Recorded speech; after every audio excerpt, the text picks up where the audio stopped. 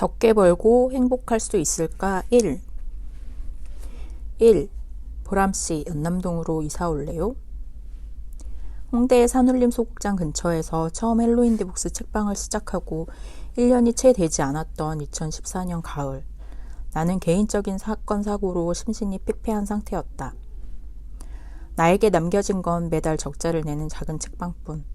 손님이 안 오고 책이 안 팔린다고 해서 책방 문을 안 열 수 없는 노릇이라 우두커니 앉아 책방을 지키고 있다가 집에 돌아오면 동굴에 갇힌 듯 방에 틀어박혀 나오지 않았다. 전화가 와도 받지 않았다. 그날도 연남동 그림책방 피노키오의 사장님한테 전화가 왔는데 받지 않았다. 그런데 신호가 끊겼다가 다시 한 번 더 울렸다. 급한 일인 듯하여 침대에서 몸을 일으켜 억지로 전화를 받았다. 네, 피누님, 무슨 일 있어요? 보람씨, 피노키오 바로 옆에 월세 저렴한 가게짜리 나왔는데 헬로윈디북스 이쪽으로 이사 올 수 있어요?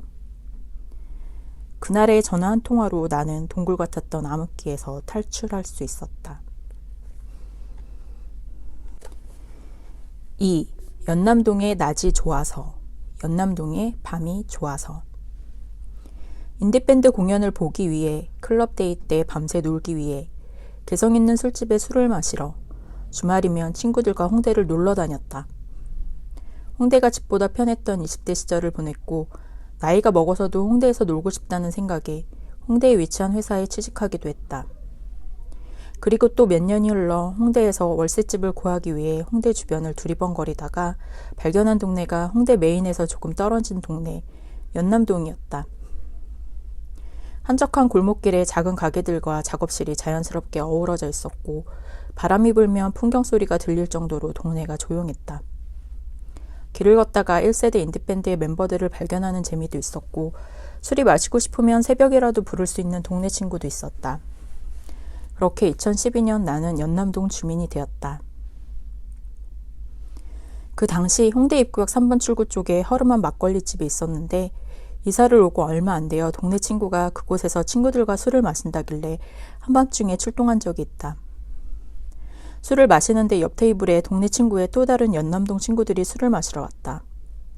정작 내 친구는 또 다른 술자리가 있다며 가버리고 나는 오늘 처음 보는 사람들과 어색함 없이 술을 진탕 마셨다.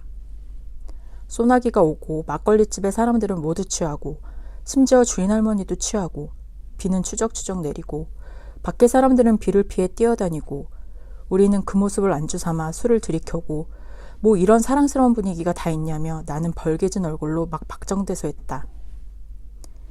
비가 계속 오니 일행 중 몇 명이 집에 가서 우산을 가져왔다. 난 그 우산 중 하나를 집어들고 새벽 4시에 귀가했다.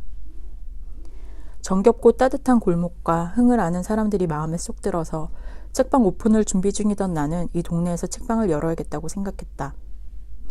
하지만 마음처럼 쉽지 않았던 게 이제 막 연남동이 뜨기 시작하던 때라 내 수중의 돈으로는 이 동네에서 공간을 얻을 수가 없었다. 이듬해 내 주머니 사정에 맞춰 창전동 언덕배기에 책방 공간을 마련하게 되었고 그리고 1년이 지난 후 피노님의 그 전화 한 통화로 인해 연남동으로 책방을 이전하게 되었던 것이다. 그러니까 연남동 책방지기를 꿈꾼 지 2년 만에 어쨌든 꿈 하나를 이루게 되었다.